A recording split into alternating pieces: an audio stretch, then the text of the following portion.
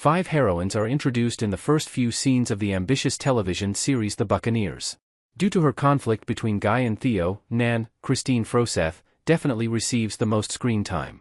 Conchita, meanwhile, has her own storylines because of her financial difficulties and her tense relationship with her in-laws. Jinny, who dated James, managed to get away from his mistreatment, and is currently establishing a life for herself and her son in Italy with Guy, has also done so. Mabel even has a secret relationship with Honoria and a sexuality dispute with her mother. All of that, though, leaves Lizzy by herself on the sidelines. The Buccaneers hasn't been kind to Lizzy, but Season 2 is only highlighting the issue. Her friends, on the other hand, have gotten married or at least found love while visiting England. Lizzy hasn't gained much attention despite being a constant in her friends' lives.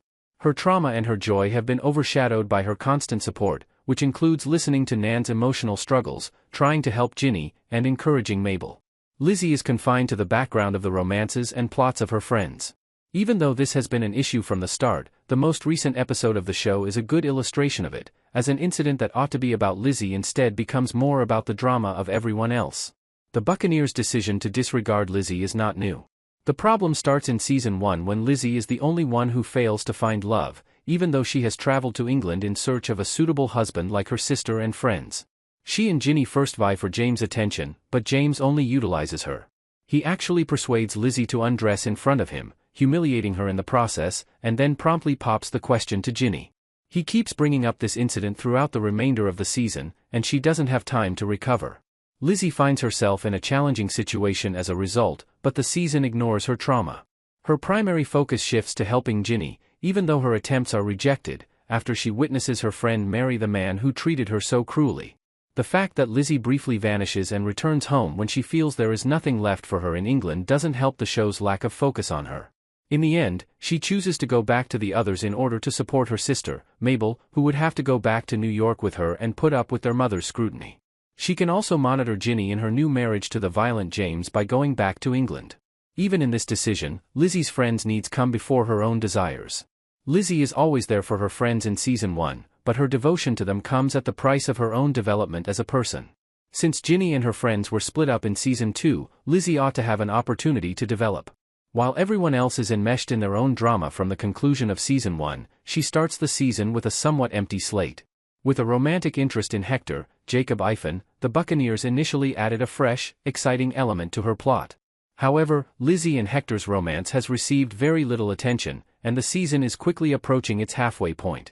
Although their engagement has progressed, they have only spoken a few times. In contrast, Season 1 reveals more about James and Theo before Jinny and Nan's relationships with them develop. As the new Duchess confides in Lizzy, who must choose whether to give Nan a letter from Guy, Lizzy has spent more time enmeshed in Nan's story than furthering her romance in Season 2. In addition to being forced to play the helpful friend once more, Lizzy also starts to show interest in Theo. Although she is at the center of this development, Nan's life is hampered by the complex circumstances. Both she and Theo are aware that there is no hope for the future. Even though her relationship with Theo has been innocent thus far, Lizzy finds herself entangled in a friend's romantic life once more, which makes her romance with him more about a possible danger to Nan's marriage than it is about her own prospects. Season 2, Episode 3, Get Her Out, provides more proof than ever that Lizzy has been relegated to the background of the Buccaneers. Episode 3 ought to be mostly about Lizzy given the plot, which centers on her birthday party and even includes Hector's proposal, but it isn't. Rather, the hour focuses more on the falling out between Nan and Theo, the argument between Conchita and her student Cora, played by Maria Almeida, and the history of the Dowager Duchess, Amelia Bullmore. Lizzy is overshadowed once more, but this time there isn't much of an explanation. Even though she ought to be the main character of the series, Lizzy has been forced to play a supporting role to her friends. It's long overdue for the Buccaneers to give Lizzy some much-needed attention after ignoring her trauma and her developing romance. Although it's difficult to balance 5 prominent women with separate plots, Lizzy is marginalized more frequently than any other character, and this has grown to be a significant problem. Even though Lizzy has just as much potential as the other ladies, the Buccaneers have once again failed to provide her with a significant story that does not center on her friends in Season 2. This pattern only serves to highlight the show's inability to figure out what to do with this character.